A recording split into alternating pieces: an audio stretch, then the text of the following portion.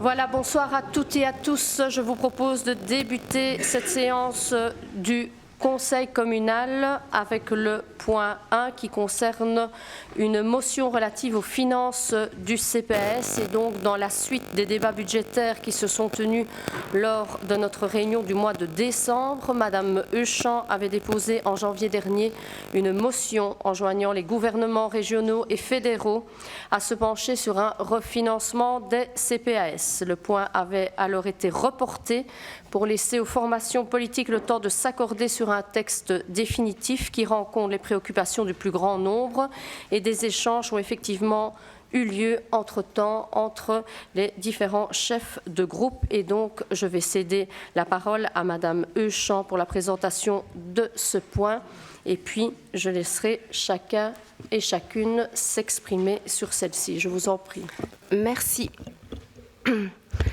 Donc, comme vous l'avez dit, dans la foulée des débats budgétaires, au mois de décembre dernier, j'avais proposé de faire une motion commune du Conseil communal et du Conseil de l'action sociale pour donner un signal fort de notre commune en faveur d'un refinancement structurel des CPAS.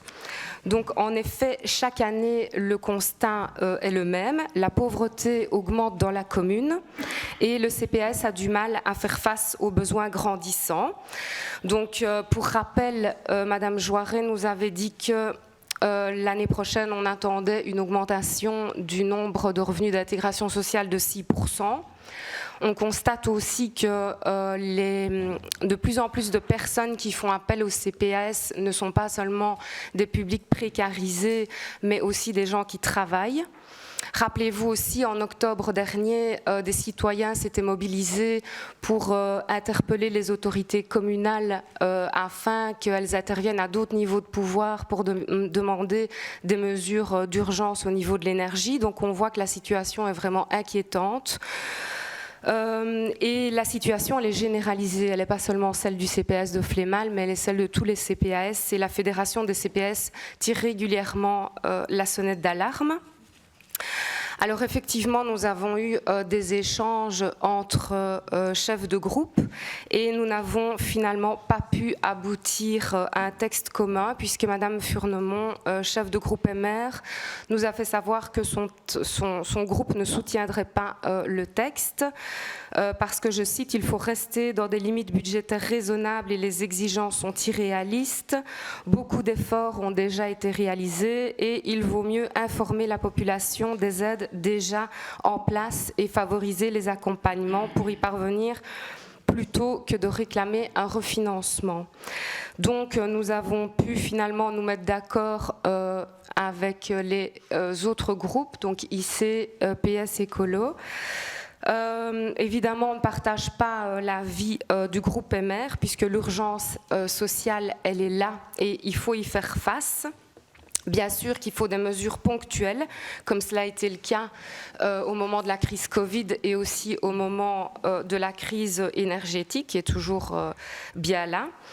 Et évidemment qu'il faut aussi améliorer l'accompagnement des gens dans leur démarche, mais ça suppose aussi des moyens et le personnel est déjà débordé. Pour rappel, les assistants sociaux et assistantes sociales du CPAS gèrent en moyenne 50 à 60 dossiers par AS.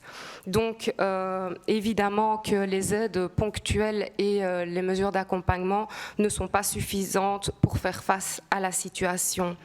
Et donc la question, elle est vraiment politique. Il faut, oui ou non, faut-il, oui ou non, mettre davantage de moyens dans la lutte contre la pauvreté? Ça, c'est la question et notre avis est évidemment oui, parce qu'on ne peut pas laisser autant de familles sur le carreau. En ce qui concerne les groupes PS et Écolo, donc ils ont apporté des amendements à notre motion que nous avons acceptée, donc nous avons pu nous mettre d'accord. Pardon ? Oui. Et donc, j'espère qu'à d'autres niveaux de pouvoir, il y aura réellement une bataille pour atteindre cet objectif. Il en va de la survie et de la dignité de très nombreuses familles. Merci. Merci Madame Euchamp. Donc j'imagine qu'il y a des interventions. Monsieur Perrin. Oui, merci Madame la bourgmestre, et merci bien entendu de cette importante prise de position du Conseil. Vous l'avez compris et nous l'avons exprimé également pour le groupe écolo. L'attention est forte sur le CPAS, avec une demande de plus en plus accrue, vous l'avez souligné également. Et c'est évidemment important de le rappeler. Ce qui peut paraître parfois comme une évidence, mais trop souvent, la solidarité, malheureusement, est mise parfois en second plan. Et donc là, je crois que c'est aussi un signal que nous mettons clairement sur la table, que pour Flémal et pour singulièrement notre groupe, nous souhaitons vraiment que la solidarité redevienne une préoccupation politique majeure. Et vous l'avez dit également, notre amendement à la proposition initiale n'était pas de résumer le fonctionnement du CPS à la seule question d'argent, puisqu'il y a évidemment aussi derrière beaucoup de situations particulières et il y a besoin d'accroître cet accompagnement devant parfois des vrais problèmes de gestion budgétaire, il faut le reconnaître également, parmi certains certains flémaloises et flémalois. Donc voilà, c'était simplement pour effectivement confirmer notre soutien, vous l'avez évoqué, à cette motion. Mais bien entendu, le travail ne s'arrête pas à une motion. Le travail s'arrête aussi avec des actes concrets, pour lesquels effectivement je sais que nous aurons encore beaucoup de débats dans les prochains conseils. Merci, Monsieur Perrin. D'autres groupes souhaitent intervenir. Monsieur Neuville, pour les intérêts.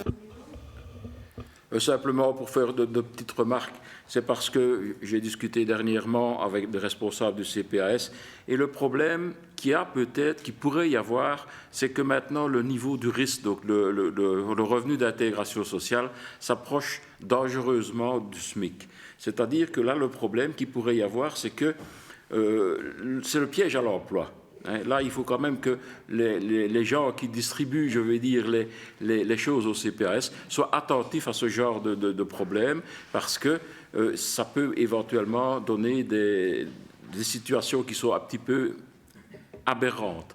Mais d'un autre côté, nous soutiendrons tout à fait le projet, parce que voilà, nous sommes certains que le CPAS n'est pas suffisamment subsidié, que ce soit par le communal qui n'en peut rien. C'est vrai que les trois niveaux de pouvoir, communal, régional, fédéral, ne sont pas riches, mais d'un autre côté, c'est la solidarité, comme M. Perrin vient de le souligner, qui doit jouer d'abord avant de rester inactif. Alors, et encore une petite chose au niveau du renversement, c'est pour ça que j'accepte un petit peu le complément de M. Perrin. C'est vrai que la surcharge de travail au CPAS, elle est évidente. Le problème aussi, c'est que, on le sait aussi dans la politique communale, pour des raisons budgétaires, on ne remplace pas spécialement les départs. Mais je sais aussi que dans la politique communale, il y a une rotation qui peut se faire d'une certaine manière entre l'administratif communal vers l'administratif du CPAS, quand parfois il peut y avoir des coups de feu. Donc voilà, nous soutiendrons la motion sans problème, et c'était simplement deux petites remarques pour lesquelles il faut être attentif. Merci. Merci. Pour le groupe MR, y a-t-il une intervention ? Non, alors je vais céder la parole à notre chef de groupe pour le PS. Merci, Madame la bourgmestre. Je remercie évidemment les interventions des uns et des autres. Il est évident que la précarité grandissante ne peut laisser personne indifférent. Je pense que nous sommes tous touchés et nous connaissons tous de façon proche ou pas, ou un peu moins, des familles qui sont dans la difficulté. Alors, on vient de vivre, c'est vrai, des crises successives, et je pense qu'il est de notre devoir, et je m'adresse vraiment à tout le monde et à l'ensemble des groupes politiques, notre devoir de municipaliste, de répondre le mieux possible, en tout cas souvent, et suivant les moyens communaux, aux besoins de nos concitoyens. Et donc, faut-il encore rappeler, notamment dans un conseil communal, que la commune est le premier niveau de pouvoir, le plus proche des hommes et des femmes qui y vivent, et qu'évidemment nous y sommes tous concernés. On est évidemment en première ligne des situations de difficulté et ce n'est évidemment pas à notre président du CPS que j'adresse ces mots. D'autant plus que, ça a été dit par une de nos collègues, de plus en plus de personnes aujourd'hui poussent la porte des CPS alors qu'on ne les y voyait pas hier, et donc c'est dramatique. Alors, on le sait, c'est vrai depuis un petit temps, puisque j'ai cité des crises successives, mais c'est vrai notamment avec les crises de l'énergie, ça a été dit également. Nous étions intervenus déjà au Conseil communal en faveur d'une motion pour réduire notamment les prix de l'énergie. Et je pense qu'en tant que conseiller communal, en tant que premier niveau de pouvoir, donc le plus proche des concitoyens, il est important pour nous de rappeler les difficultés financières que vivent les communes, parce que c'est une réalité, on le sait. Alors vous me direz peut-être que c'est vrai dans d'autres secteurs, ça peut être vrai pour les services de police, et ça peut être vrai pour les services d'incendie, notamment les services de secours, mais je pense que la priorité des priorités est avant tout de venir en aide aux hommes et aux femmes, de venir en aide aux plus fragilisés. Et donc, ce que je voudrais dire, Madame la bourgmestre, malgré tout, c'est cette motion n'est pas faite à la base pour donner des leçons aux différents niveaux de pouvoir, je pense, qui ont pris des mesures, notamment pendant les crises successives, mais bien peut-être de les appuyer, de les prolonger et de les pérenniser un maximum pour pouvoir permettre aux communes de venir en aide à ces personnes et donc de faire face aux nombreuses attentes. Et donc la demande qui est faite, c'est effectivement donc de demander aux différents gouvernements de pouvoir subsidier à concurrence de 90% pour l'ensemble des CPS, CRIS. Je pense que c'est indispensable et c'est l'objet de cette motion. Donc nous sommes favorables. Merci. Je pense que la présidente du CPS voulait ajouter un dernier mot. Oui, merci.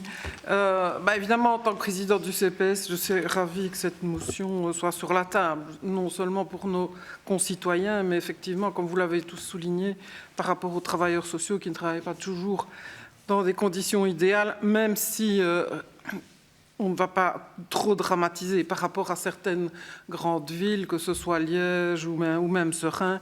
Le nombre de dossiers traités par agent reste raisonnable, entre guillemets. Souligner aussi que cette motion est passée au dernier conseil du CPAS à l'unanimité.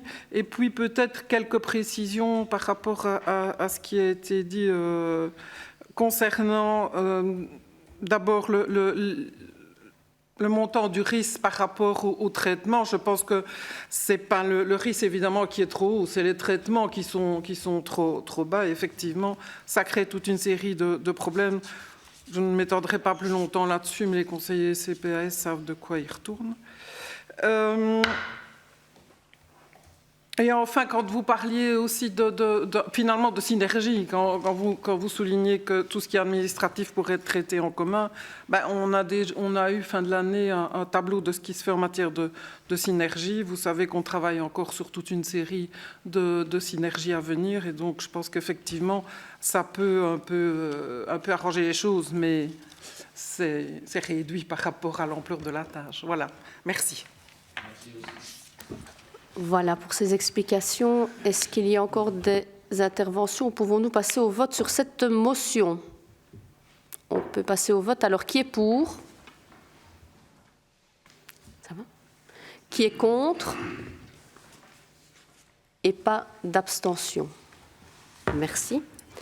Alors, je vous propose de passer au point 2 qui concerne une modification du règlement d'ordre intérieur. Et donc, nous avions deux bonnes raisons de procéder à une modification du règlement d'ordre intérieur de l'Assemblée. Tout d'abord, il y a lieu de revoir le contenu des différentes commissions du Conseil communal pour les faire correspondre aux attributions des membres du collège qui sont appelés à y siéger comme rapporteurs.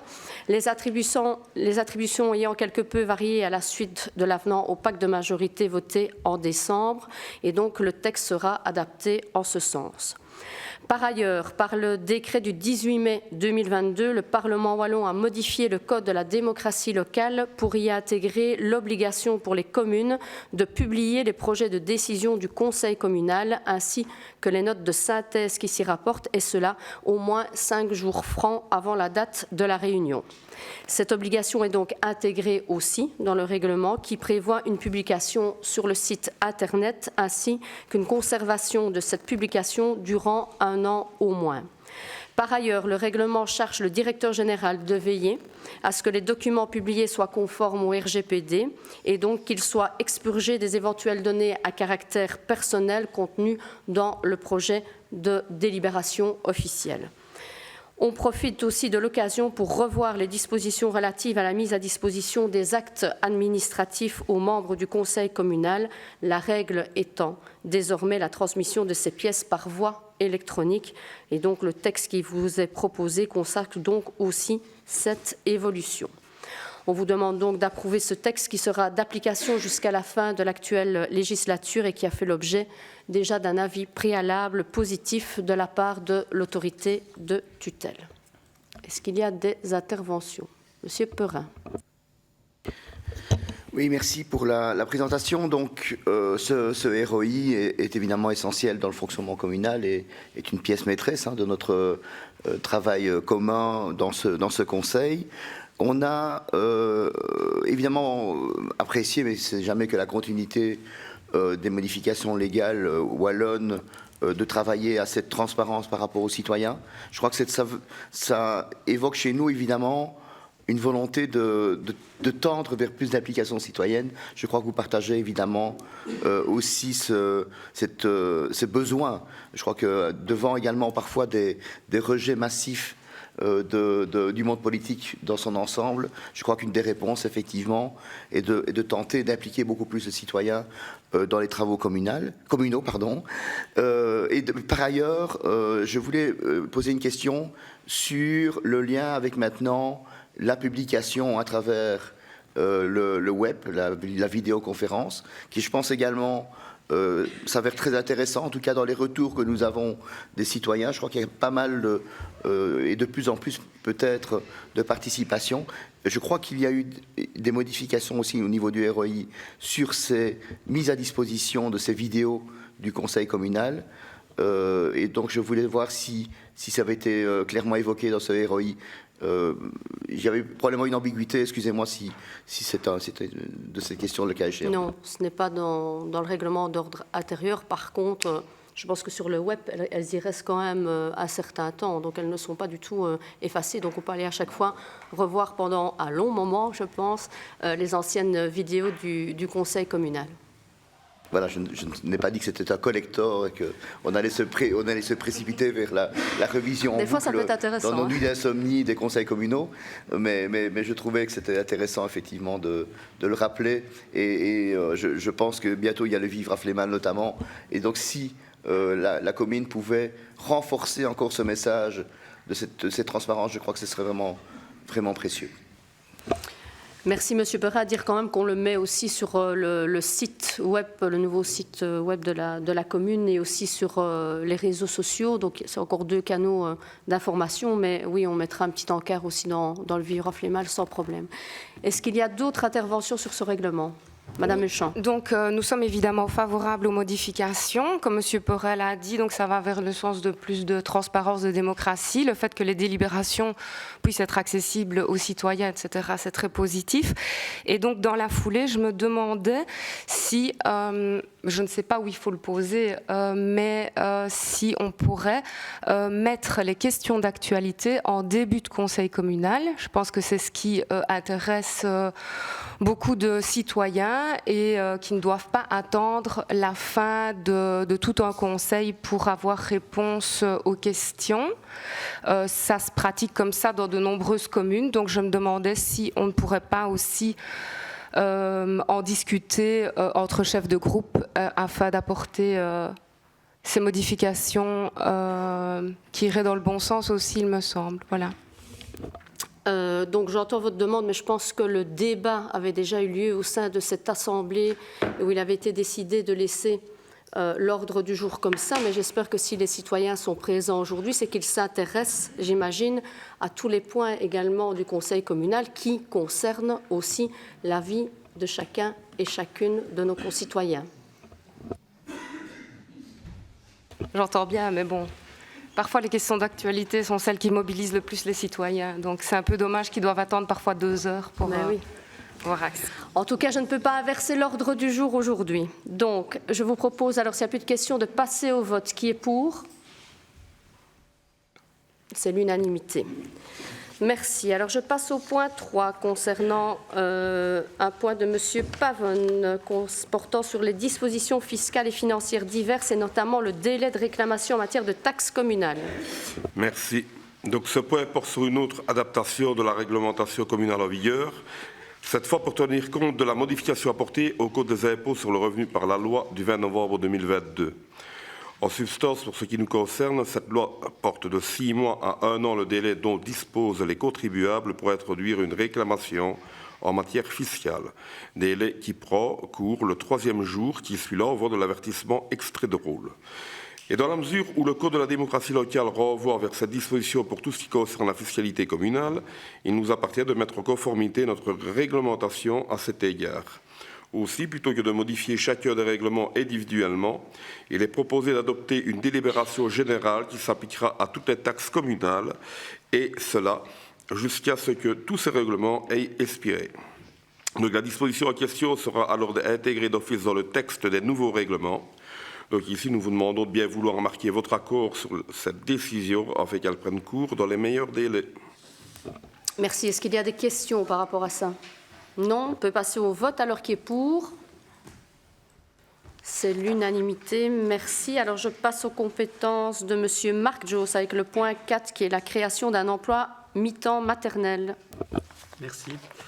Comme nous le faisons chaque année, nous avons procédé au recrutage des élèves régulièrement inscrits dans les écoles communales au 11e jour qui suit les vacances d'hiver.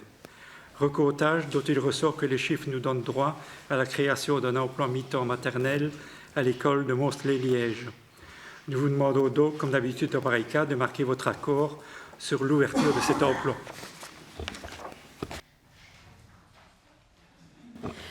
J'imagine pas de questions là-dessus. On peut passer au vote. Alors, qui est pour?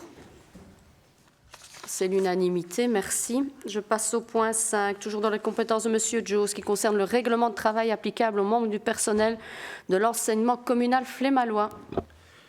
Donc, les règlements de travail institués par la loi de 1965 sont rendus applicables à l'ensemble du secteur public depuis le 1er juillet 2003. Par ce fait, chaque pouvoir organisateur doit se doter d'un règlement de travail applicable aux membres du personnel de l'enseignement et à ce titre, le pouvoir organisateur de Flémal s'est doté d'un règlement de travail dont la dernière version a été adoptée ici même en séance du 23 mars 2017. Depuis lors, la Commission paritaire de l'enseignement officiel a adopté en juin 2020 une révision du modèle de règlement de travail propre à l'enseignement fondamental, révision qui a été entérinée par le gouvernement de la Communauté française en janvier 2021.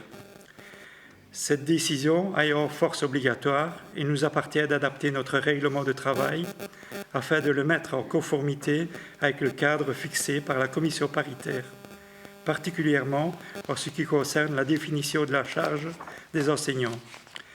Dans ce cadre sont reconnues les 5 composantes de la charge des enseignants, que sont le travail en classe, le travail pour la classe, le service à l'école et aux élèves, le travail collaboratif et la formation continuée. Les modifications apportées et qui concernent les devoirs des enseignants, l'organisation de leur travail, les horaires, les périodes de travail additionnelles, la liste des prestations de travail pour la classe et le service à l'école et aux élèves ont été détaillées en commission de l'enseignement de la semaine dernière, de sorte que je ne vais pas ici les exposer en détail. Nous vous demandons donc de valider ce nouveau règlement de travail qui va donc dans le sens d'une mise en conformité au dernier décret et arrêté de la Communauté française en la matière. Merci, Monsieur Léchevin. Est-ce qu'il y a des interventions? Monsieur Perrin. Merci Monsieur Leschevin pour la présentation. Merci également d'avoir organisé la commission sur cet important document. Cet important document parce que je crois également qu'à l'instar probablement de votre fonction, vous recevez des signaux parfois très alarmants du personnel enseignant pour l'instant, et notamment, j'évoque ici le taux d'absentéisme réellement manifeste, qui n'est pas propre à l'enseignement évidemment, mais qui est évidemment particulièrement sensible en cette période où on doit veiller à renforcer finalement toute l'éducation apportée à nos enfants.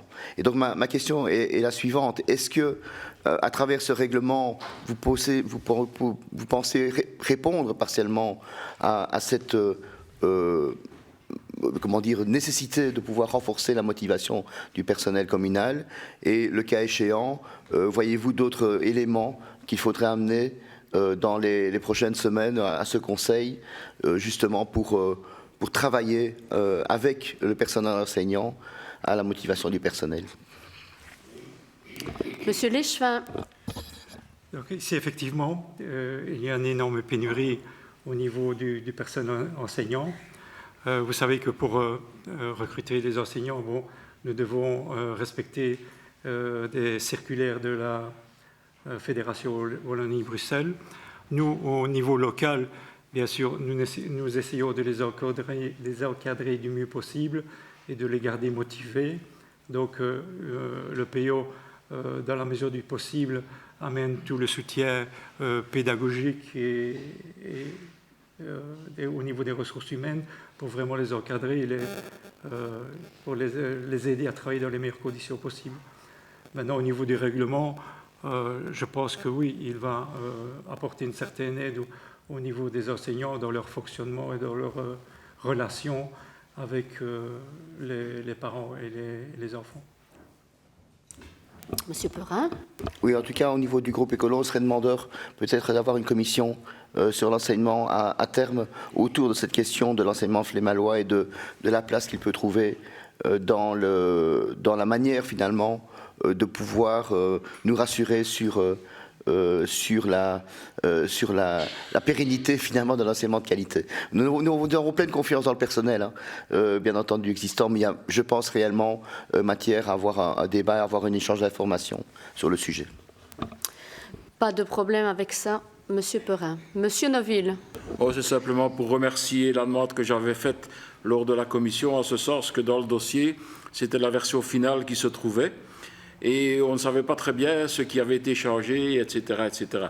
Donc ici, on nous a renvoyé, je crois, à tous les chefs de groupe ou à tous les gens qui participent à la commission, on a renvoyé le document préparatoire, je vais dire, en 3 couleurs. Comme ça, on sait voir exactement ce qui a été changé, ce qui a été modifié, et ce qui est, justement, comme M. Jost le disait tout à l'heure, adapté en fonction de la situation flémalloise. Merci.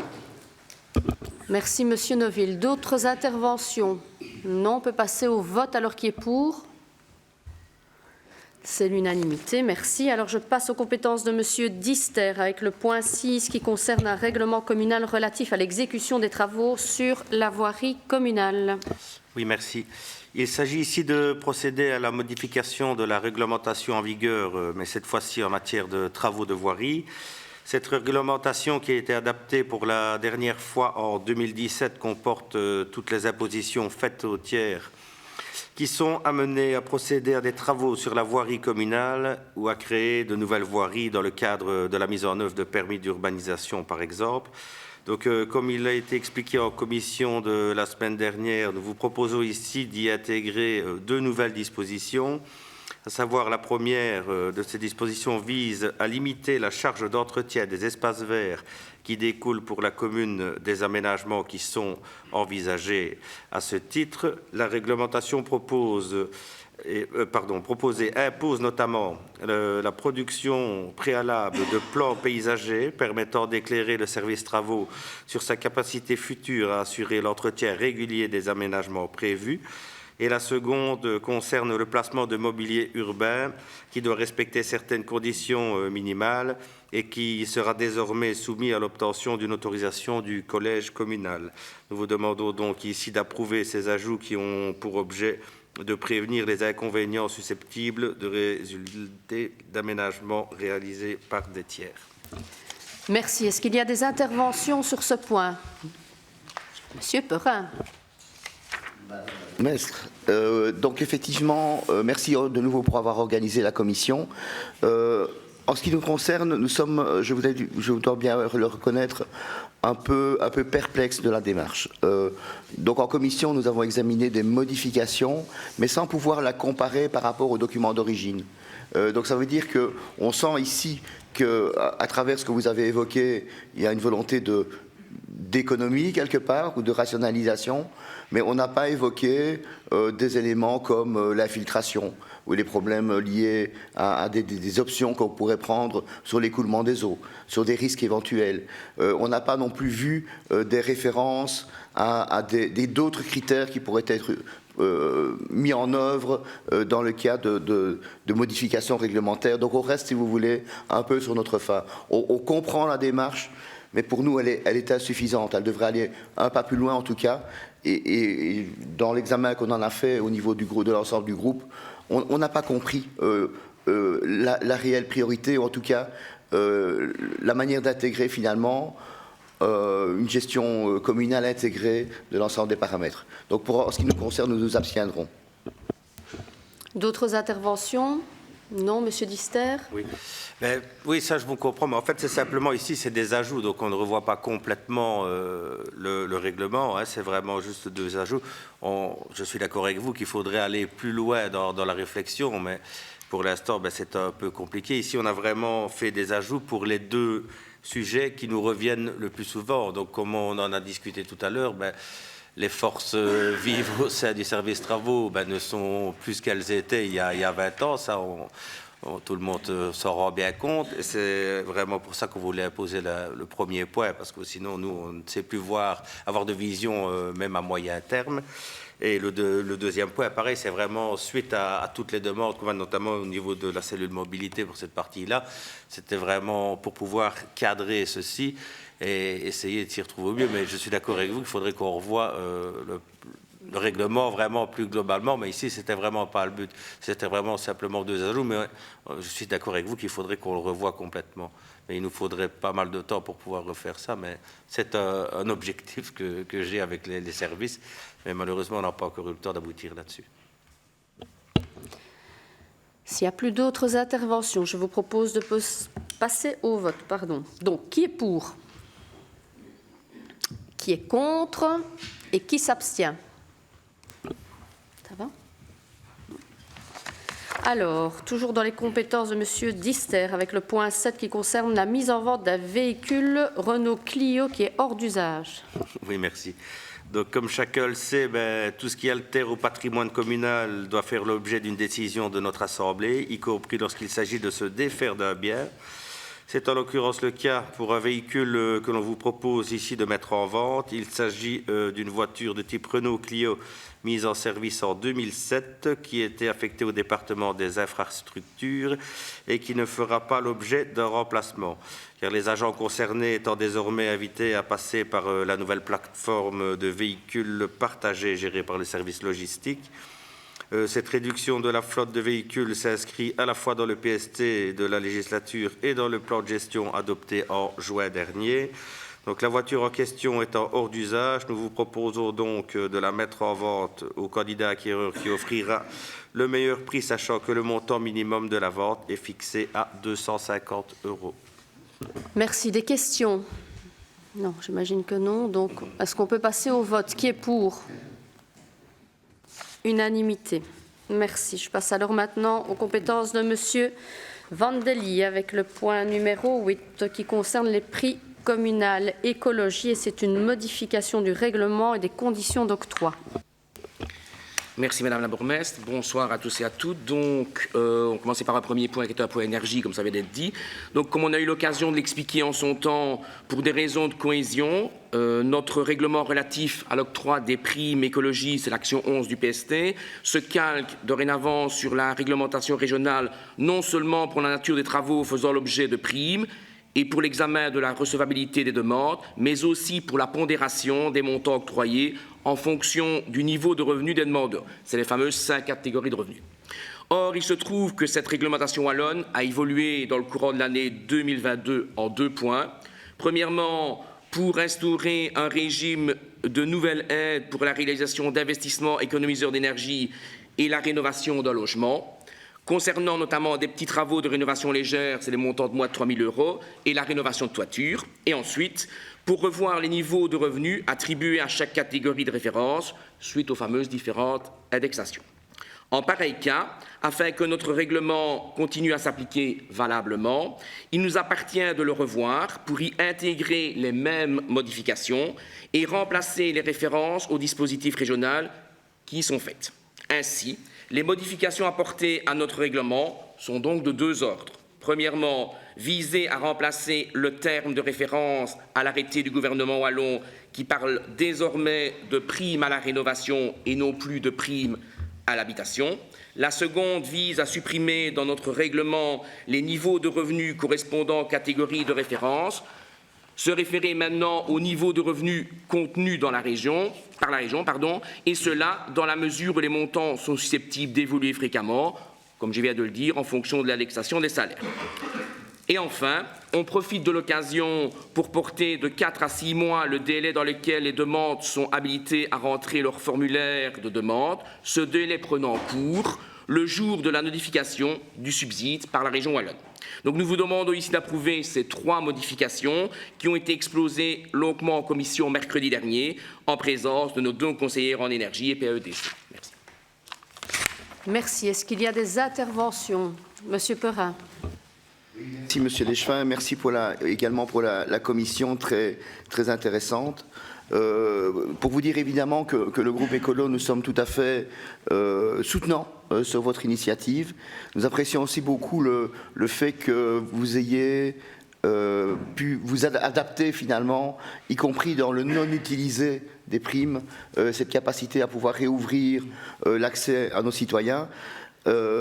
Évidemment, je dois faire le parallélisme avec les primes régionales et qui sont portées, et notamment les simplifications des primes, qui sont un point très important à l'ordre du jour du gouvernement wallon et que nous soutenons particulièrement à travers notre ministre de tutelle, Philippe Henry. Donc voilà, merci de cet accord, de cet aménagement. Ce n'est pas les dernières primes, il y a encore des choses qui vont arriver, je le sais, et certainement on va encore pouvoir améliorer l'information. Et je salue également l'initiative faite par le collège communal à travers cette petite brochure Primes liées à l'énergie. Je l'ai lu, c'est très bien, ça va dans le bon sens. Et du CPS. N'hésitez pas à nous associer si jamais vous aviez quelconque besoin, on va dire, là derrière. Mais je crois que le plus important, c'est qu'évidemment que les Flémalloises et les Flémallois aient accès à ces primes. Je crois que c'est évidemment très important maintenant, et que les conditions effectivement de simplification ne doivent pas faire peur, parce que trop souvent on craint les démarches administratives. En fait, ici elles sont tout à fait opportunes. Ça fait également le lien avec le CPS évidemment, et à travers ce qui est possible d'être aussi affectés à travers notamment les clients protégés conjoncturels, et les démarches qui sont faites au niveau du CPS. Merci, Monsieur Perrin. C'est vrai que la majorité a fait le choix de continuer à aider ses concitoyens malgré les crises que l'on a connues, puisqu'on connaît aussi l'état des finances communales, on en a parlé tout à l'heure, et donc c'est toujours en faveur, en tout cas, de nos concitoyens que l'on agiront. Donc, d'autres interventions ? Non ? On peut passer au vote, alors qui est pour ? L'unanimité, merci. Alors, je continue avec le point 9, qui concerne toujours les compétences de M. Vandely, avec une mise en conformité électrique de l'IPOL. Merci. Donc, sans transition, nous passons maintenant au bâtiment.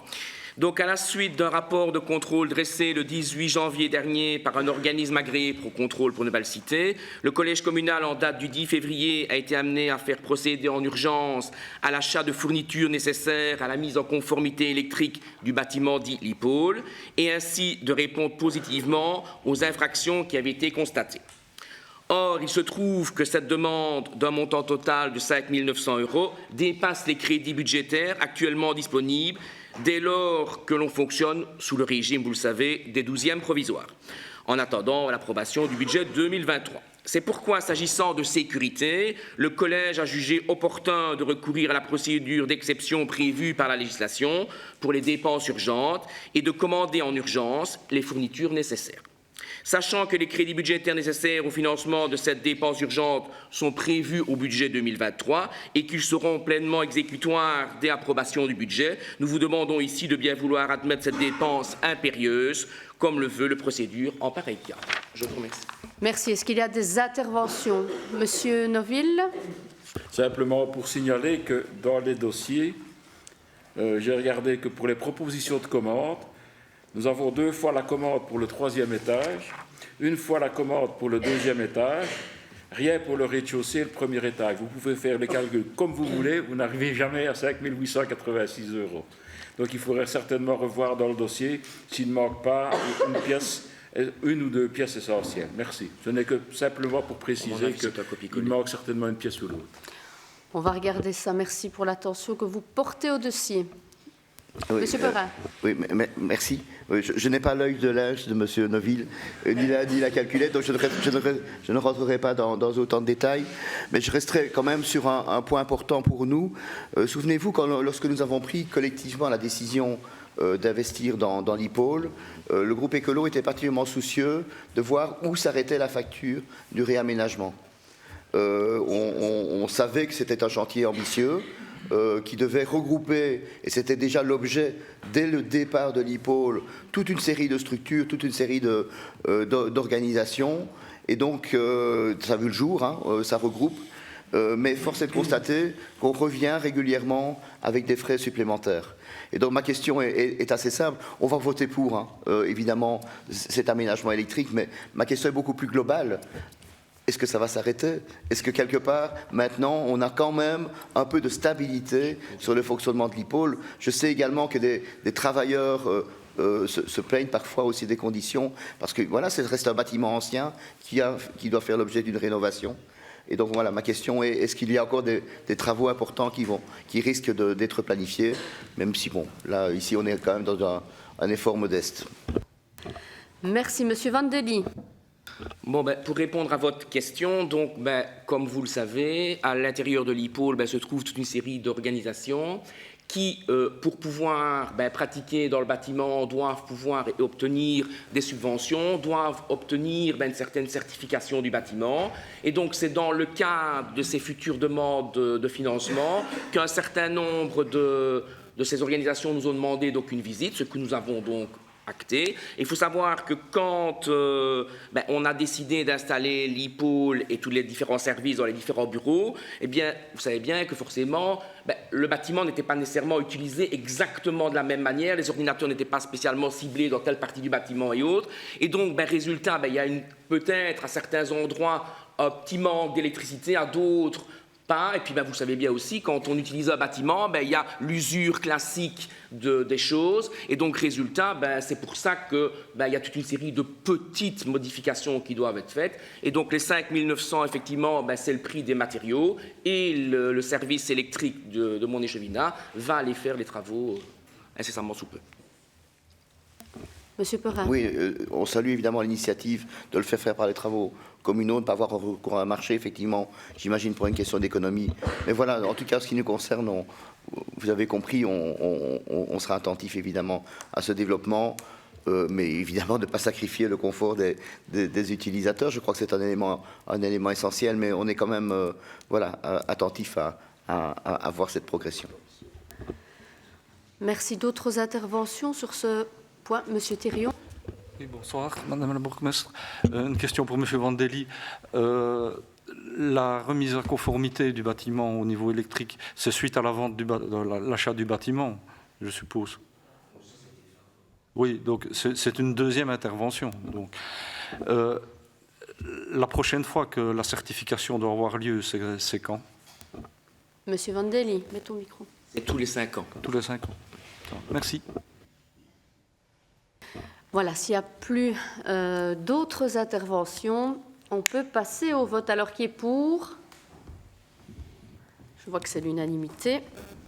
Merci. Alors, je passe au point 10 et 11, est-ce que je peux les regrouper? Ça concerne la construction de cavernes au cimetière d'Ivaux et des Tapennes. Ça ne pose pas de problème. Merci, Monsieur Vandelli. Donc on reste dans les bâtiments, mais de manière un peu enterrée ici. Donc nous avions voté en décembre dernier des budgets conséquents pour faire face aux besoins de place dans nos différents cimetières. Et nous vous proposons ici d'en faire usage, en tout cas pour une partie, moyennant la commande donc, de la construction de lignes de cavernes dans les cimetières d'Ivaux et des Tapennes à Profondval.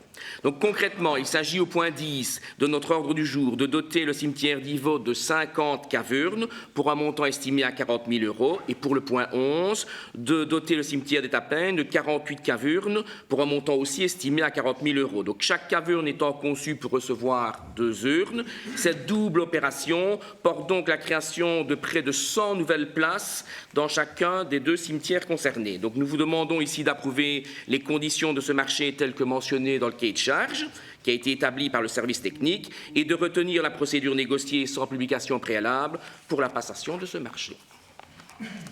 Est-ce qu'il y a des questions? Non. Est-ce que nous pouvons voter de manière groupée sur ces 2 points? Oui. Merci. Donc, qui est pour? C'est l'unanimité. Merci. Donc, je passe au point suivant, le point 12, ce qui concerne encore les compétences de M. Vandelli avec un rapport 2022 sur la commune énergétique.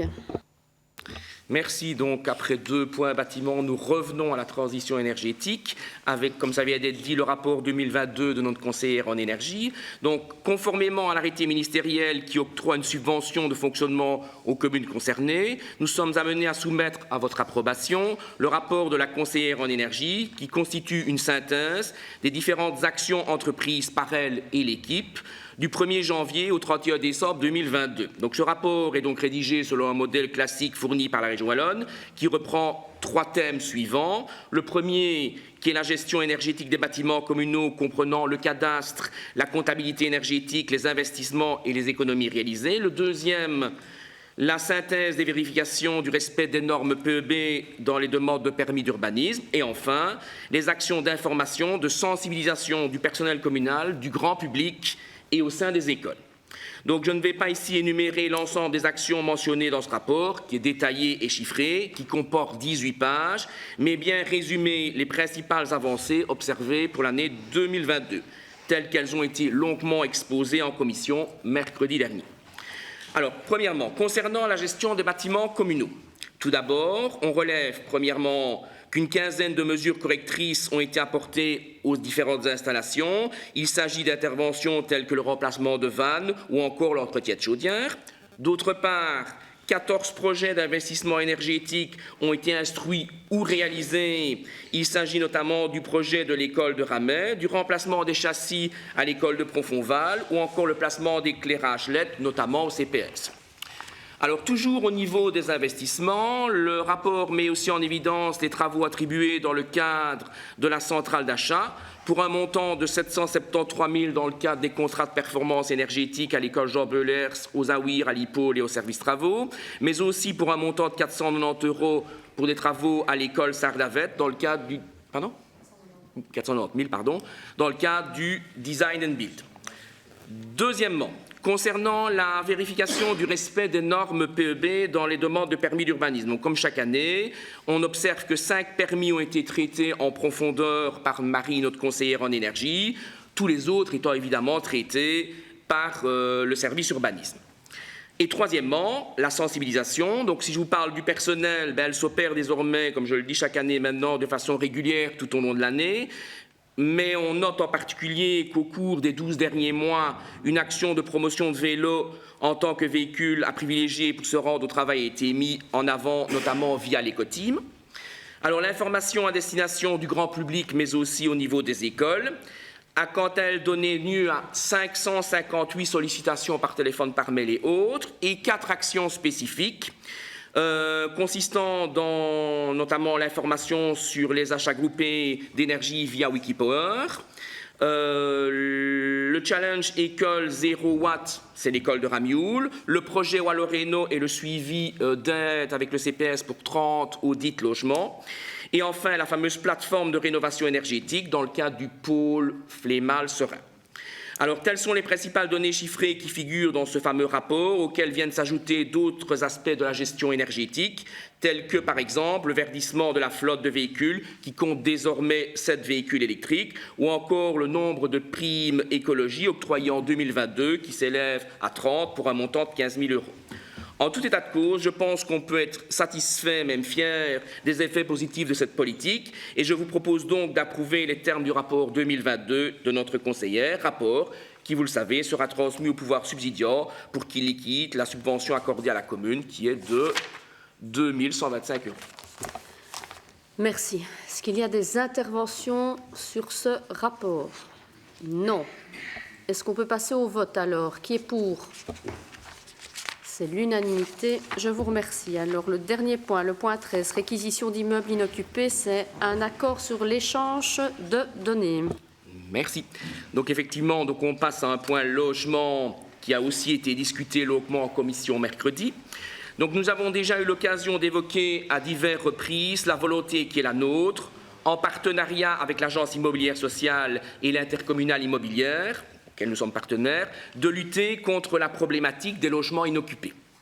Le dispositif régional en matière permet, et c'était notre volonté au niveau de l'action 39, à l'égard de tels logements, l'action de diverses procédures, allant de l'amende à l'action en cessation, en passant par la réquisition douce ou la réquisition unilatérale. En amont de ces procédures, il convient toutefois de se donner les moyens d'identifier les logements qui sont effectivement inoccupés et, à cet effet, le gouvernement wallon a adopté en 2022 un arrêté qui fixe les consommations d'eau et d'électricité permettant de considérer un logement comme étant inoccupé.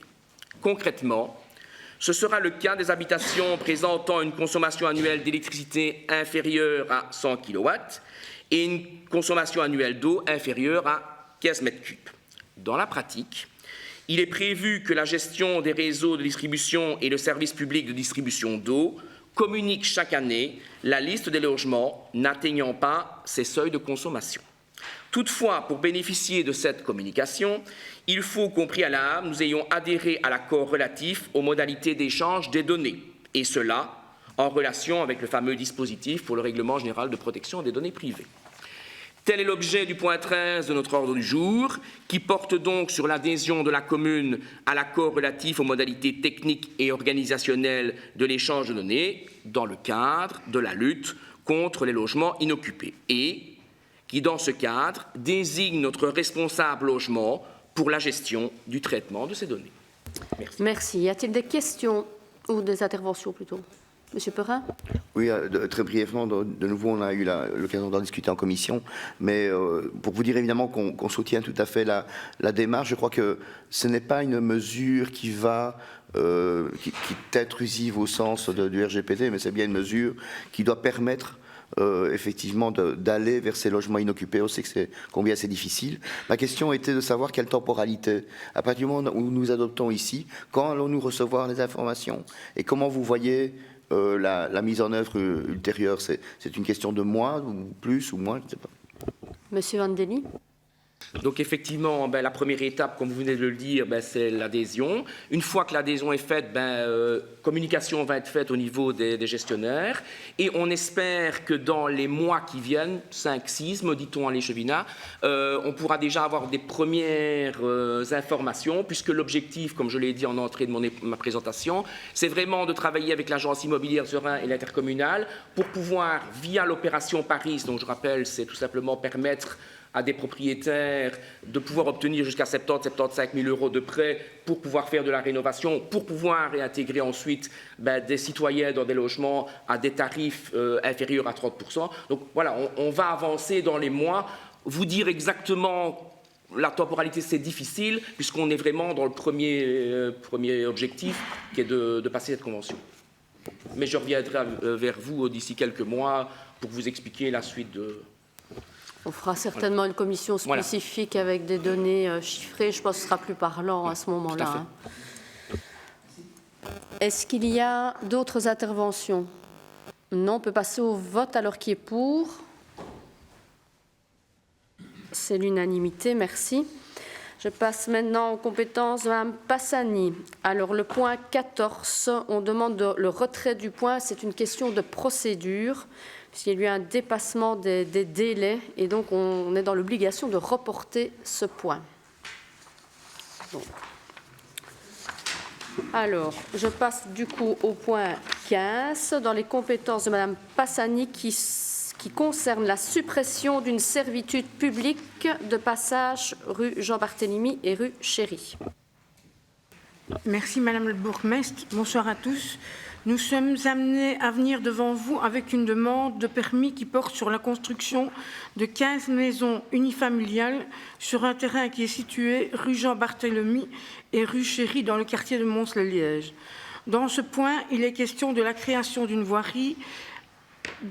La demande de permis emporte la nécessité de supprimer une servitude publique de passage qui traversait le terrain en question et de déclasser l'ancienne assiette d'un chemin vicinal qui longe la rue Jean-Barthélemy.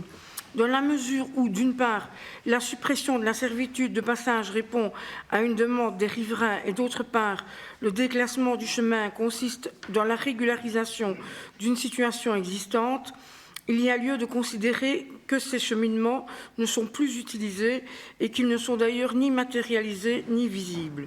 Dans ces conditions et dès lors que l'enquête publique réalisée à cet effet n'a donné lieu à aucune réclamation, nous vous proposons de marquer votre accord sur la suppression de ces cheminements. Un dernier mot encore pour préciser que si le permis est accordé aux demandeurs, nous serons amenés à revenir vers vous afin de valoriser ces espaces par le biais d'une vente de ces droits de propriété et de servitude dont la valeur est estimée à 27 000 €. Des interventions? Monsieur Perrin. Oui, merci. On a eu l'occasion d'en discuter en commission. J'étais personnellement présent. Donc on comprend évidemment parfois un peu allez, je vais aussi dire le mot, l'absurdité de la situation parfois. On a ce règlement sur les chemins vicinaux, mais très anciens, et finalement avec la superposition avec le schéma cadastral qui conduit à des situations absurdes. Et je suis d'accord avec vous, il n'y a pas de matérialisation de ce chemin concret, et vous l'avez souligné, il n'y a pas non plus de demande des riverains. Néanmoins, on souhaiterait quand même attirer l'attention dans le cas où nous allons vers ce type d'urbanisation, c'est de garder en mémoire quand même la capacité de pouvoir garder des chemins piétonniers sur Flémal. Trop souvent, cet aspect-là manque. Je crois qu'on doit restaurer cette capacité de pouvoir prendre en compte dans ce type de lotissement, peut-être que vous aurez l'occasion de le faire ici, peut-être ailleurs, de pouvoir quelque part redonner aussi cette envie. Et c'est un compromis. Hein. On comprend également que les riverains, les propriétaires n'ont pas nécessairement envie d'avoir des chemins à côté de chez eux. Donc il faut trouver évidemment le compromis. Mais on souhaiterait que cette réflexion percole à travers. Donc pour cela, et en concertation avec mon groupe, nous allons nous abstenir sur ce point pour exprimer justement ce souhait de voir notamment pris en compte les chemins piétonniers. Madame Passani. Merci. Si je puis dire, lors de la réunion, on en a justement parlé et Jean-Rémy vous a expliqué que certains chemins allaient être réhabilités justement à titre de tourisme et ainsi de suite. Donc, voilà. Peut-être juste préciser deux choses, c'est ma matière avant, donc vous savez que je suis attentive à ça. On avait systématiquement, quand il y a des nouveaux projets, on essaye systématiquement d'instaurer, et c'est pas systématiquement, on impose de la mobilité douce, que ce soit des cheminements piétons ou des pistes cyclables quand c'est possible sur le territoire, ou en tout cas des cheminements qui puissent en tout cas rester. Et dans la plupart, mais ici c'est comme vous l'avez dit vous-même, c'était une absurdité. En général, quand on déclasse un chemin, on essaye de le resituer ailleurs sur la parcelle qui est existante pour ne pas les supprimer. Mais ici, je ne vais pas rentrer dans les détails, mais vous connaissez le dossier. On sait bien que ce chemin passait entre deux maisons unifamiliales et qui n'avaient aucun intérêt, puisque à l'arrière, c'était des fonds de jardin. Donc voilà, c'était juste une petite assise. Monsieur Noville, vous vouliez, je pense, prendre la parole, si j'ai bien vu, non? Oui. Oui. Simplement pour dire qu'on va m'appeler œil de lynx, mais dans le dossier. Dans le dossier, il y a la première enquête, de fait, elle est présente, mais il n'y a pas de trace de la deuxième. De même que les réclamations, on a 2 fois les mêmes. Donc c'est un petit peu difficile d'évaluer parfois le pour et le contre qui a été fait entre les deux enquêtes. Voilà, c'est simplement technique, hein, mais manifestement, oui. il y a 2 fois les mêmes dossiers. Et il y en a DG regarde. Le DG regarde, il va faire la remarque, mais de mémoire, en effet, la première enquête, si j'ai bonne mémoire, en effet, il y avait eu des réclamations justement pour le passage de ce chemin qui se trouvait entre 2 maisons unifamiliales, comme je le disais. Et d'autre part, comme Mme Passani vient de le dire, dans la deuxième enquête, il n'y a eu aucune réclamation. Oui, mais d'accord, mais on n'a même pas de trace. Je suis d'accord avec vous, mais c'était pour vous dire, parce que vous parliez des deux, vous ne saviez pas comparer. Ah oui, donc je comprends, parce qu'il n'y a pas le document, mais il n'y avait pas de réclamation. Donc il n'y a pas de réclamation. Donc je veux dire, si on devait comparer les réclamations, ben, ce n'était pas comparable, puisqu'on n'avait pas dans la seconde. C'est juste un petit élément, mais le DG regarde. C'est technique, tout simplement. Ça va? On peut passer au vote, alors qui est pour, qui est contre et qui s'abstient. Ça va? OK. Alors, le point 16 concerne des modifications du quart communal au sein du Conseil consultatif de l'aménagement du territoire et de la mobilité. Merci. Dans la suite des changements intervenus dans la composition du collège communal, il nous appartient de procéder à la désignation de représentants communaux au sein de la commission consultative d'aménagement du territoire et de la mobilité. En effet, je siégeais précédemment au sein de cette commission et il se trouve qu'en qualité d'échevine, je me vois amenée à ne plus pouvoir y siéger en tant que membre effectif, mais uniquement à y assister en tant que voix consultative. Pour m'y représenter, le groupe PS propose la désignation de M. Polaise. Nous vous demandons ici de bien vouloir valider sa candidature. Merci Mme Passani. Des questions par rapport à ça? Non, on peut passer au vote alors qui est pour. C'est l'unanimité. Félicitations Walter. Le point 17, toujours les compétences de Mme Passani. Démarche zéro déchet 2021-2023, c'est l'approbation de la grille d'action. Merci. Je vous rappelle ici que nous avons fait usage en mars 2020 de la possibilité qui nous était offerte de confier à Etradel la réalisation d'actions de prévention au niveau local dont les objectifs visent à atteindre le zéro déchet. Je rappelle aussi que cette démarche est gratifiée par une majoration des subsides régionaux de prévention à concurrence de 50 centimes par habitant, soit un peu plus de 13 000 € en ce qui nous concerne. Dans la suite de cette étape, le plan d'action proposé par Etradel et la convention d'accompagnement sur 3 ans ont été adoptés par notre Assemblée en date du 21 décembre 2020. Nous avions ensuite validé le plan d'action sur 3 ans établi par le comité de pilotage qui avait été présenté en détail à l'époque. Un plan qui est particulièrement complet et qui envisage la démarche pour chaque fraction de déchets en priorisant les actions à mener et en estimant les moyens nécessaires pour les réaliser. C'est donc dans ce cadre bien précis que nous vous proposons d'approuver ce soir la grille de décision par laquelle la commune s'engage à mener en 2023 des actions dans les quatre axes suivants. Le premier concerne l'exemplarité de la commune qui s'adresse donc essentiellement au personnel communal, a pour objet les thèmes de réduction du gaspillage alimentaire et de la réduction des emballages plastiques. Le second axe s'adresse aux commerçants et porte sur la sensibilisation à l'usage des contenants bienvenus. Cette année, ce sont les restaurants qui seront visés.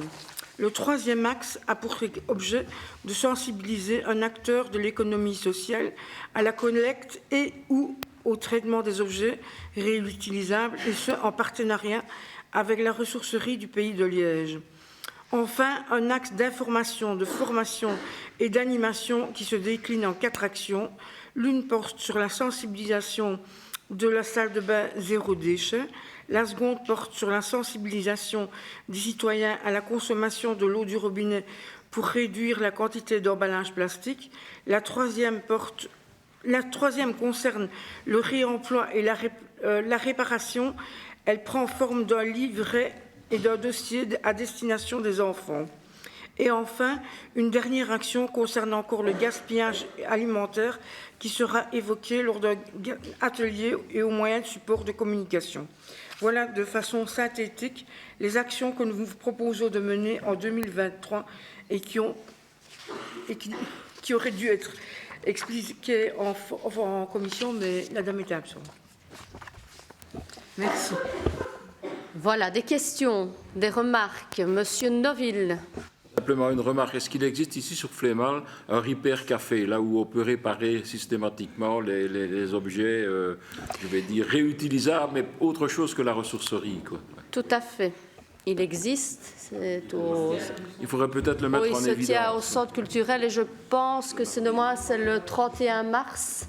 On peut vous fournir les dates. Hein. Il y a 3 dates de prévues dans le cadre du Repair Café.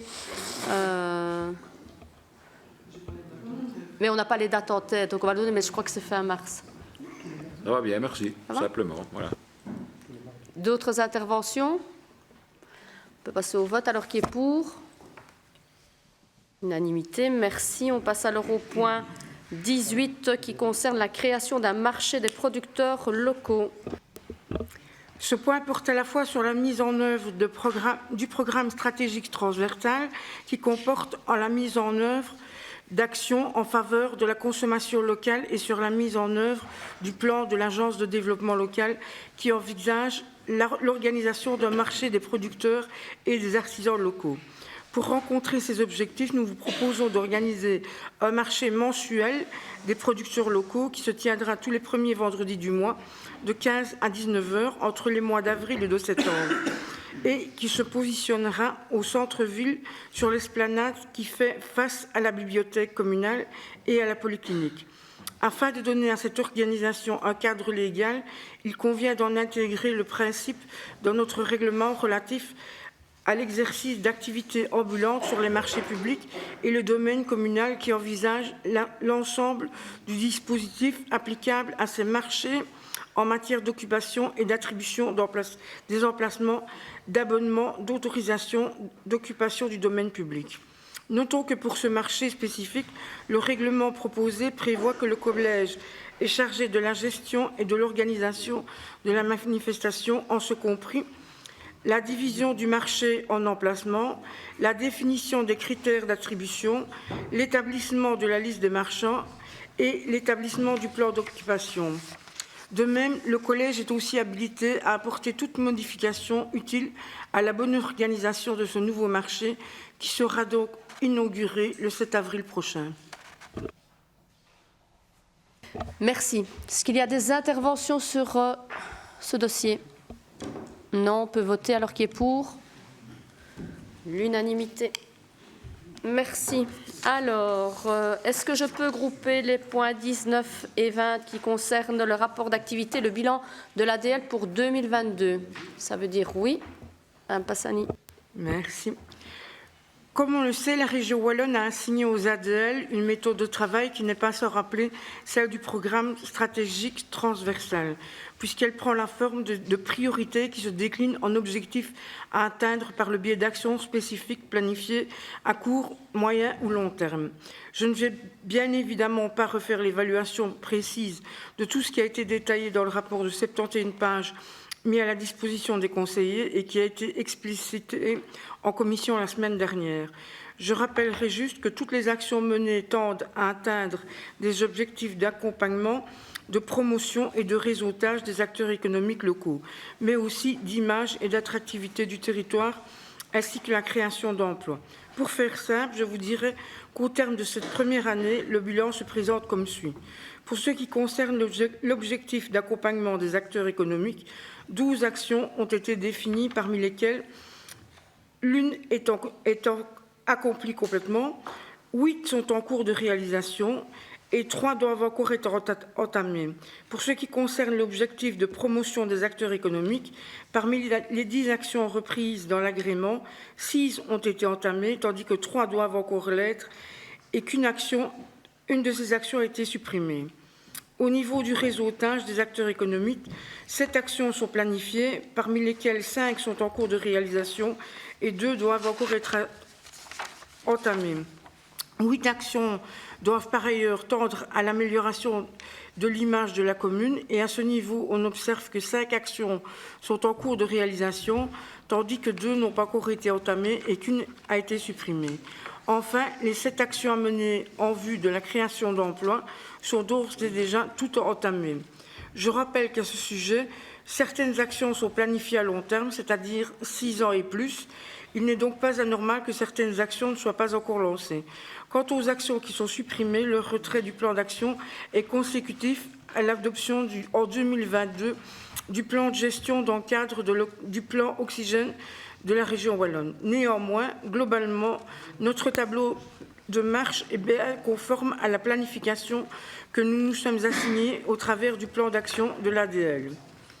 Pour ce qui concerne le bilan de l'ADL, qui fait l'objet du point 20 à l'ordre du jour, on constate qu'avec des charges pour un total de 143 973 € et des produits pour 173 082 €, la structure dégage un boni de 29 109 €, dont 95% sont à reverser à la caisse communale, soit 27 654 €.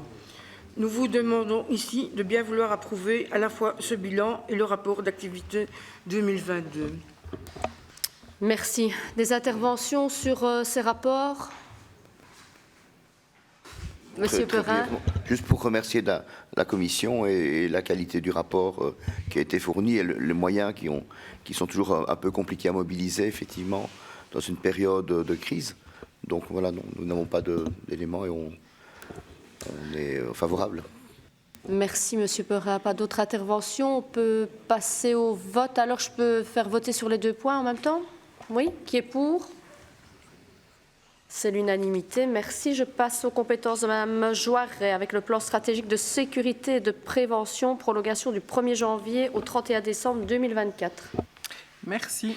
Il s'agit ici d'introduire la demande de prolongation du plan stratégique de sécurité et de prévention pour les exercices 2023 et 2024 afin de continuer à bénéficier du financement partiel du GAP par le SPF intérieur, un financement annuel qui s'élève à 50 716 €. Pour rappel, cette subvention nous permet de financer partiellement les frais liés à ce service qui représentent près de 100 000 €, dont le traitement de 2 agents à mi-temps, une psychologue et une assistante sociale. La demande de poursuite du projet s'appuie sur le plan stratégique de sécurité et de prévention 2014-2017 et elle porte sur l'engagement de poursuivre les mêmes objectifs, lesquels visent à mener des accompagnements psychosociaux inscrits dans le travail en réseau pour répondre au phénomène des infractions, délits et crimes en matière de drogue ou liés à la drogue.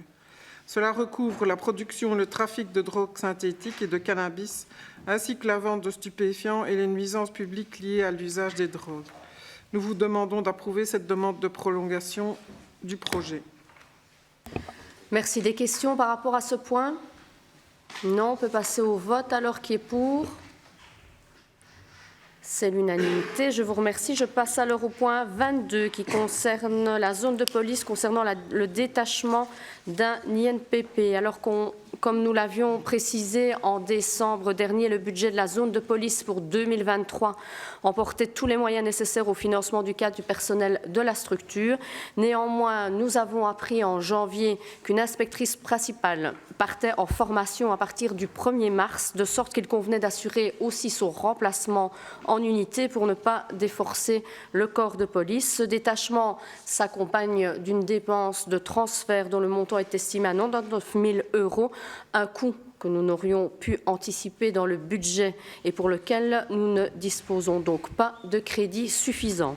C'est pourquoi, s'agissant ici de sécurité, le Collège a jugé opportun de recourir à la procédure d'exception prévue par la législation pour les dépenses urgentes et de marquer son accord en urgence sur le détachement envisagé. Sachant que les crédits budgétaires nécessaires au financement de cette dépense urgente seront réinscrits au budget lors de la prochaine modification budgétaire, on vous demande ici de bien vouloir admettre cette dépense imprévisible comme le veut la procédure en pareil cas. Est-ce qu'il y a des interventions? Non, on peut passer au vote alors qui est pour. Unanimité, merci. Est-ce que je peux regrouper les points 23 et 24? Oui, merci. Ça concerne toujours la zone de police avec l'acquisition de véhicules. Et donc, avec ces 2 points, on vous propose ici de mettre en œuvre le plan d'investissement de la zone de police pour 2023 et en ce qui comprend l'acquisition de 2 véhicules. Un véhicule banalisé à l'usage du chef de corps et dont le montant est estimé à 45 000 €. Un autre véhicule de type combi pour le service de l'intervention et dont le montant est estimé à 80 000 €. Pour l'acquisition de ces 2 véhicules, on vous propose de recourir à la procédure centralisée des marchés publics pour la police intégrée via les marchés de fournitures réalisés par la police fédérale. Est-ce qu'il y a des questions? Est-ce qu'on peut voter de manière groupée sur ces 2 points? Oui, donc qui est pour? C'est une unanimité, merci. Et le point 25 concerne toujours la zone de police et concerne un appel à la mobilité pour l'engagement de 2 INPP. Et donc, on vous propose ici de lancer un appel à mobilité pour l'engagement de 2 inspecteurs principaux polyvalents, et cela sur base du rapport établi par le nouveau chef de corps qui fait état d'un nombre insuffisant de membres du personnel d'encadrement. Il s'agit donc ici, comme toujours en pareil cas, de valider le profil de fonction établi par nos services, d'autoriser la récurrence aussi de l'appel en cas de procédure infructueuse et de donner délégation au chef de corps concernant la composition de la commission de sélection. Des questions par rapport à ce point? Non, on peut voter. Alors qui est pour? L'unanimité, merci. Et voilà, nous arrivons au point 25 bis avec la question de Madame Euchamp, je vous en prie. Oui, donc préalablement à ma question, un petit mot pour les citoyens qui nous écoutent et pour mettre ma question dans son contexte. Donc les riverains de la société Cop et Portier, située rue Jean-Louis Adam à Mons-les-Lièges et qui sont d'ailleurs bien représentés ce soir, sont à bout de nerfs, tant les nuisances engendrées par l'entreprise sont importantes. Il s'agit d'un centre de tri de déchets inertes et de terre, de laquelle émane énormément, entre autres, de poussière. Mais il y a bien d'autres nuisances, nuisances sonores liées aux charrois. L'exploitation est au maximum de sa capacité pour le moment, donc les nuisances sont très nombreuses. Cela dure depuis plusieurs années déjà maintenant, et force est de constater que l'exploitant ne fait pas vraiment preuve de bonne volonté. C'est le moins qu'on puisse dire.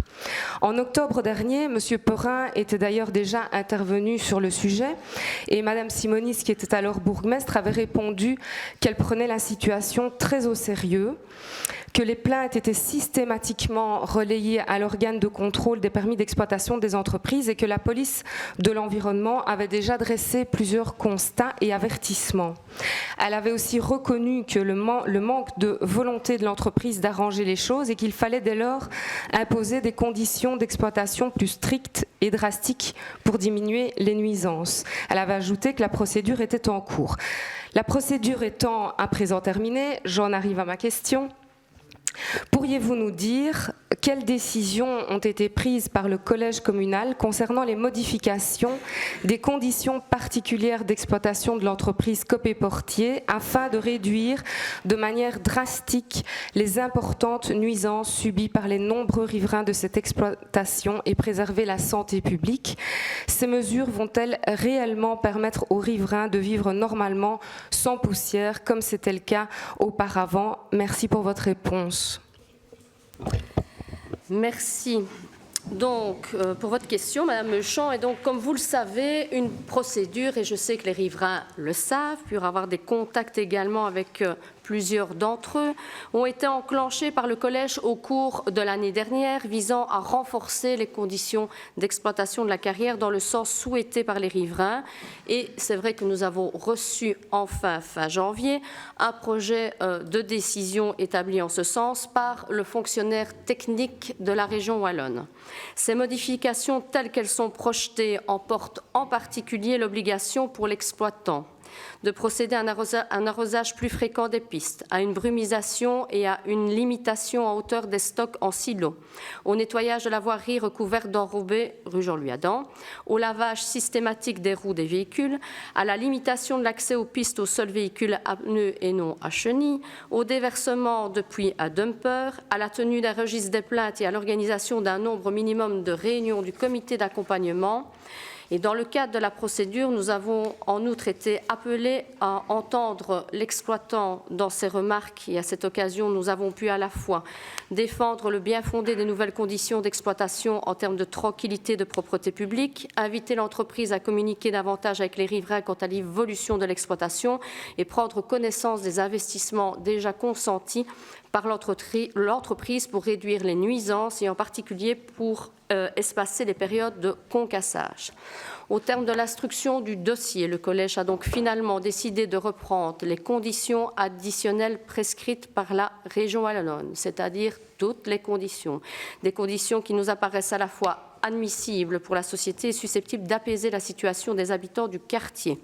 Il va sans dire qu'avec la police de l'environnement, nous continuerons à suivre attentivement l'exploitation pour nous assurer que ces conditions sont bien respectées et que si elles ne l'étaient pas, nous prendrions les dispositions qui s'imposent. Nous nous sommes d'ailleurs d'ores et déjà attachés les services d'un conseil juridique pour pouvoir réagir aussi promptement que possible en cas de non-respect des conditions substantielles d'exploitation. Ce qui veut dire aussi, je vais rajouter quand même quelques éléments, que la prise d'effet, donc des nouvelles conditions du permis ont été arrêtées et notifiées le 24 février 2023. Donc ça veut dire qu'elles sont déjà en cours et valables et que pour ce qui est de la délai de mise en ordre, donc quand vous lirez bien le permis, il y a un délai par mesure qui ont été ajoutées. Précisez aussi qu'il n'y a aucune condition qui ait été retirée du permis précédent. Toutes celles qui sont aujourd'hui sont des nouvelles conditions qui ont été ajoutées, puisqu'apparemment, des oui-dire me disaient qu'il y avait un amalgame. Voilà, Madame Meuchamp, je pense avoir été complète, enfin j'imagine. Merci Madame la bourgmestre pour votre réponse. Elle a l'air rassurante au premier abord, mais je trouve qu'elle ne l'est pas tellement. Donc je voudrais vraiment rappeler c'est quoi la situation des familles là-dedans. Vous les connaissez, mais je pense que c'est important de les rappeler aussi pour les citoyens qui nous écoutent. Donc ce sont des gens qui ne savent plus prendre un verre sur leur terrasse, qui ne savent plus mettre pendre du linge dehors, qui ne savent plus profiter du jardin. C'est des gens, pour certains d'entre eux, qui ont des panneaux photovoltaïques. Le dépôt de poussière empêche que ces panneaux fonctionnent normalement. Les citernes d'eau de pluie sont inutilisables aussi, les filtres sont encrassés. Il y a des vibrations, il y a des fissures dans les maisons sont dévaluées. J'en passe, les heures d'exploitation ne sont pas respectées, enfin, vous connaissez bien la situation. Et donc certains riverains m'ont même dit qu'en fait, même un jour de congé passé en semaine, puisque l'exploitation est fermée le week-end, dans la maison, c'est pénible et qu'ils préfèrent encore aller ailleurs. Et donc maintenant, on a les beaux jours qui vont arriver. Le printemps arrive et ce qui est chouette pour tout le monde, en fait, l'est pas pour eux parce que les beaux jours, ça veut dire aussi encore plus de poussière. Donc c'est la boule au ventre que le printemps arrive pour ces gens-là. Donc j'entends que les conditions au permis d'exploitation ont été ajoutées et donc c'est une bonne chose. Mais le problème est que la question que je me pose, c'est l'exploitant, en fait, ne respectait déjà pas les conditions précédentes. Donc, qu'est-ce qui va faire que maintenant, l'exploitant va respecter les conditions que vous évoquez aujourd'hui ? La situation est vraiment très sérieuse. Donc, à ma question, on s'en ajoute une autre. Qu'est-ce que vous allez mettre en place en termes de sanctions pour que cet exploitant enfin fasse le nécessaire pour que la situation s'améliore pour les riverains. Je rappelle quand même que les riverains ont toujours souhaité que les choses s'arrangent et qu'on trouve des compromis entre l'exploitation population et les riverains. Donc on n'est pas du tout là dans vraiment leur volonté de départ. Mais le problème, c'est que ça fait des années que ça dure maintenant et qu'en fait les choses ne s'améliorent pas. Donc ma question, ce que je veux dire, c'est que quand un citoyen ne respecte pas les règles, il est sanctionné. Alors quand l'entreprise COP et Portier ne les respecte pas, elle doit être sanctionnée également. Et donc, vous avez la possibilité, Madame la bourgmestre, de suspendre totalement les activités le temps que l'exploitant se mette en ordre. Est-ce que vous allez faire, oui ou non, appel à l'usage de ce droit si la situation perdure? Donc, je dis bien si la situation perdure, parce qu'ici, c'est plus tenable, c'est l'impunité, et c'est pas parce qu'on s'appelle COP et Portier qu'on peut faire n'importe quoi sur le territoire flémallois.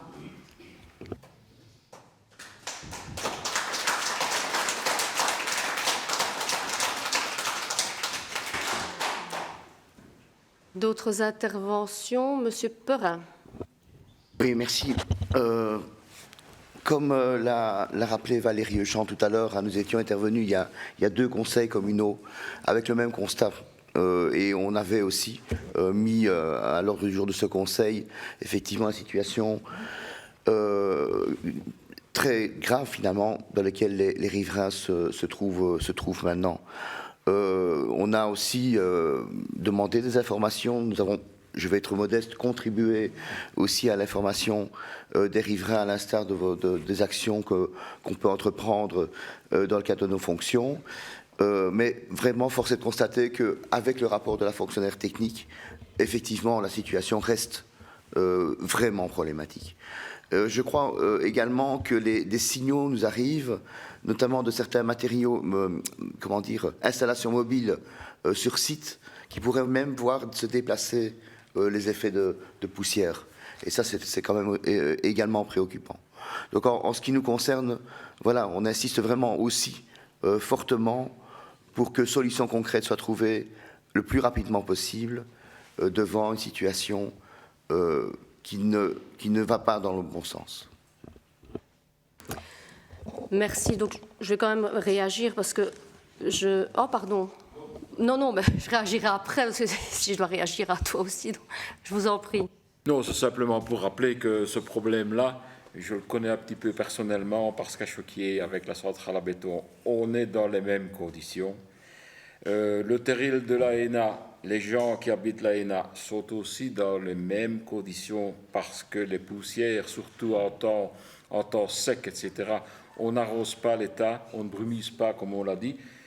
C'est vrai qu'il y a d'autres sites, je vais dire que celui de la rue Jean-Louis Adam, pour vous dire que c'est très compliqué de surveiller et de faire respecter l'ensemble des dispositions qui sont prises.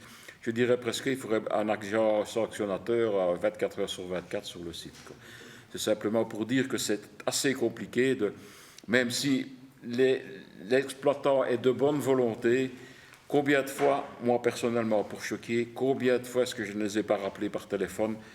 Mais voilà, les choses sont telles quelles et il faut essayer de combiner le mieux avec l'exploitant et essayer de s'arranger éventuellement. Moi personnellement, je me suis arrangé avec un des contremaîtres de l'entreprise. Et de temps en temps, quand il y a des manquements, je lui téléphone et quand on tombe sur une bonne personne, parfois, pour un certain temps, les choses s'améliorent. Mais ce n'est pas toujours évident. Voilà, c'est simplement pour signaler que les choses ne sont pas simples à mettre en place.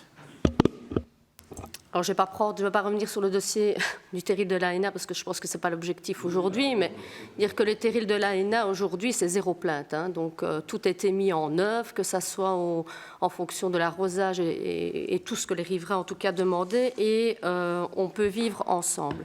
Ce que je voulais dire ici, je ne voudrais pas qu'on croie que la commune n'a rien fait. Je pense que ce n'est pas le cas. C'est qu'aujourd'hui, qu'il y a une législation en la matière, qu'on ne peut pas passer au-dessus des règles et que c'est la police de l'environnement qui devait venir constater systématiquement. Nous avons également fait aller nos agents constatateurs, vous dire aussi qu'aujourd'hui, concernant le contrôle et la mise en œuvre, vous savez qu'en juin dernier, on a passé ici un point au conseil communal où on signait un protocole avec la région wallonne pour les agents pour désigner des agents constatateurs qui puissent aller constater des infractions comme celle-là. Aujourd'hui, la région Wallonne, depuis juin, n'a toujours pas rendu ce protocole d'accord pour la répartition de contrôle entre la commune et la région Wallonne. Ça veut dire qu'aujourd'hui, nos agents ne sont pas habilités à pouvoir le faire pour l'instant. Dans ma réponse, je vous ai dit également que nous avions pris un conseil juridique. Ce n'est quand même pas pour rien. Ça veut dire qu'à un moment donné, et comme je l'ai dit tout à l'heure, dans le cadre du permis, chaque nouvelle disposition est régie avec un délai.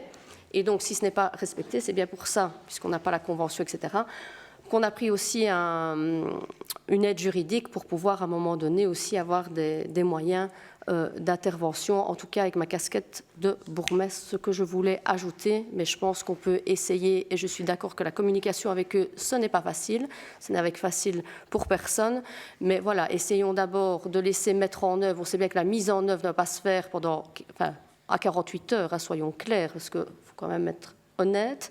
Et donc, en fonction des délais, on verra step by step. Et de toute manière, on aura l'occasion aussi de refaire une réunion du comité d'accompagnement pour pouvoir discuter avec l'entreprise des nouvelles conditions et de la mise en œuvre. Et vous aurez l'occasion, à cet égard, comme on le fait à chaque fois, de poser toutes les questions que vous souhaitez. Madame la bourgmestre, je vous entends bien. Donc, on parle d'agents constatateurs, de nouveaux conseils juridiques, mais ça veut dire que ça va encore prendre du temps et du temps et du temps. Et que ici, je pense que les riverains ont vraiment été patients. Ça fait des années que ça dure, cette situation. Et on a une entreprise qui juste ne respecte pas les règles qu'elle doit respecter. Donc, c'est complètement dingue. Et donc, vous avez, vous, la possibilité, à un moment donné, quand après, je n'ai pas la possibilité. Ça, je ne suis pas d'accord, parce que c'est bien de faire du populisme et de la politique. Madame la bourgmestre, c'est dans le PV, du comité d'accompagnement du 22 mars. Donc je peux le reprendre. Il est mis dans ce PV que effectivement, vous confirmez que si la situation continue, vous avez la possibilité, sanction extrême, de procéder à la fermeture du site si l'exploitant continue à être de mauvaise volonté. C'est pas possible que quand on n'est pas en règle, quand on est citoyen, ça ne fonctionne pas, mais cette entreprise qui n'emploie pas beaucoup de travailleurs, hein, donc la question n'est pas la fermer l'exploitation, ça n'entraîne pas de problème au niveau de l'emploi. Mais donc, quand c'est cet exploitant qui est en tort et qui ne respecte pas les conditions, on continue, on prend des conseils, etc., alors que des solutions pourraient être trouvées beaucoup plus rapidement. Bien, on va épiloguer là-dessus. Je propose de passer chez vous, Monsieur Thirion, avec la question de détérioration de la chaussée des Aouirs. Je vous cède la parole. Je prends le micro. Vous ne voulez pas le mettre un peu plus près, parce que sinon, on ne vous entend pas. S'il vous plaît. Oui, merci beaucoup. Madame la bourgmestre, dans la semaine du 20 au 26 février, un trou est apparu au niveau du croisement de la rue Sardavette et de la rue des Nonnes. Ce trou était au départ signalé par un simple cône roustier, parfois couché. Le balisage s'est amélioré depuis, barrière, rubalise. À première vue, ce trou ressemble à un effondrement de la chaussée. On constate également de grosses fissures perpendiculaires à la route. Le même genre de fissures sont présentes au bas de la rue de Bois des Moines, qui est parallèle à la rue des Nonnes. Mes questions seront: A. Pouvez-vous nous faire le point sur cette situation? B. Pouvez-vous sensibiliser le service concerné pour un balisage correct? C. Pouvez-vous nous informer sur l'état de l'égouttage dans cette zone? D. De l'état de stabilité du terrain dans cette zone? Et E.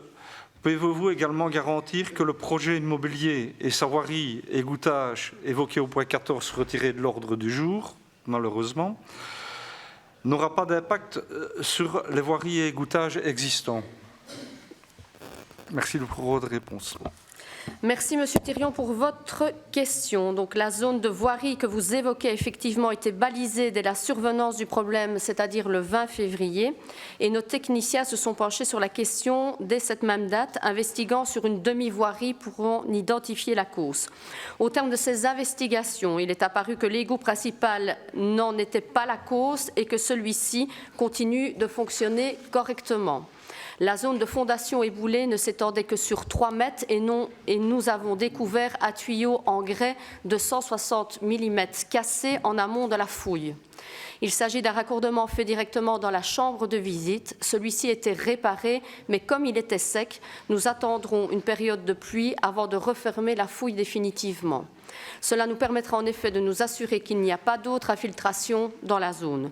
Si telle est bien la cause du problème, ce n'était en définitive pas grand-chose. Je préciserai encore qu'aucun autre problème de ce type n'a été localisé aux alentours et que la zone endommagée est sécurisée avec la signalisation voulue. Et quant à la question de l'égouttage du lotissement à créer, mais là, je pense qu'elle n'est pas en cause dans le report du point 14 de notre ordre du jour, cet aspect ayant fait l'objet d'un avis favorable de l'AIDE quant à la faisabilité du projet. Nous aurons d'ailleurs l'occasion de le repréciser quand nous reviendrons avec vous devant le Conseil avec ce dossier. Merci déjà pour ces réponses. Cependant, le projet, il impacte les rues où il y a eu le problème. D'ailleurs, suite à la commission que vous avez eue des riverains au compte-rendu de la réunion du 9 mars 2022, vous avez rencontré les représentants qui sont opposés au projet du point 14. Mais ce n'est pas l'objet de votre question. Non. Oui, mais sûr. Donc, il y a un règlement donc, ici au sein de ce Conseil. Il y a bien une cause et un effet. Parce que dans cette réunion que vous avez eue avec les riverains,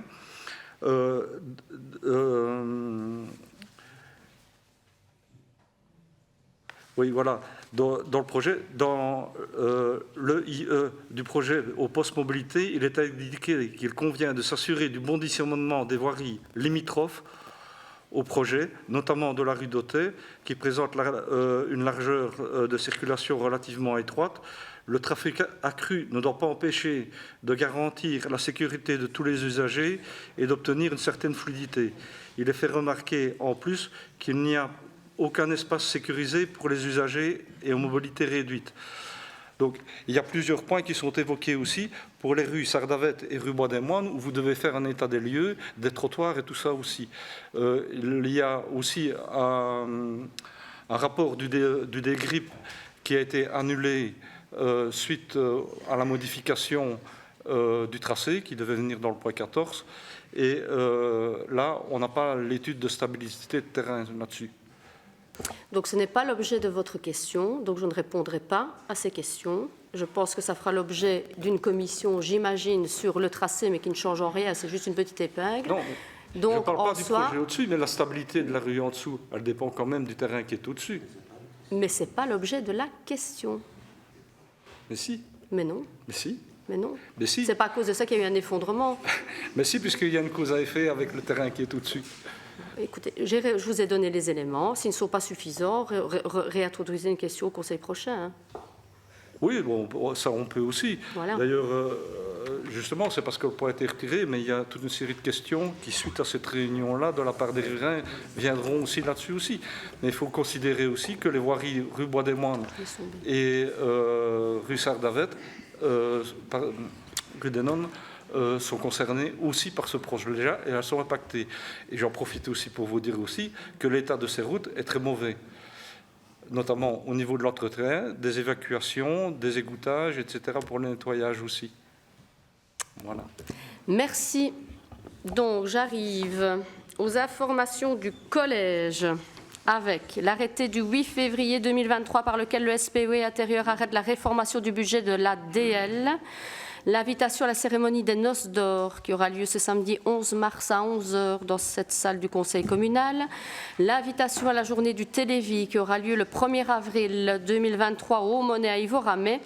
Et alors aussi en écho au rapport de la conseillère en énergie que M. Vandeli vous a exposé exposé tout à l'heure. Vous avez toute une série de petits formulaires sur vos bancs qui reprennent une séance d'information qui sera organisée dans cette salle le 8 mars à 18h pour présenter la brochure élaborée par nos services et qui informe sur l'ensemble des aides et primes à l'énergie qui existent actuellement avec toutes les institutions confondues. Et une autre séance d'information sera également organisée le 16 mars à 18h avec pour objet une sensibilisation à la plateforme mise en place avec la RCA de Serein et Rigès dans le cadre du plan d'action pour l'énergie durable et le climat et qui porte sur les bonnes pratiques en matière de rénovation énergétique des logements. Et vous avez tous les petits flyers sur vos bancs. D'ailleurs, j'invite les riverains à en prendre, c'est très intéressant. Et je ne manquerai pas d'ailleurs de remercier le public très nombreux aujourd'hui. J'espère qu'il sera encore là la fois prochaine. Et je ne manquerai pas de faire appel à vous et de vous rencontrer rapidement. Voilà. Merci à vous.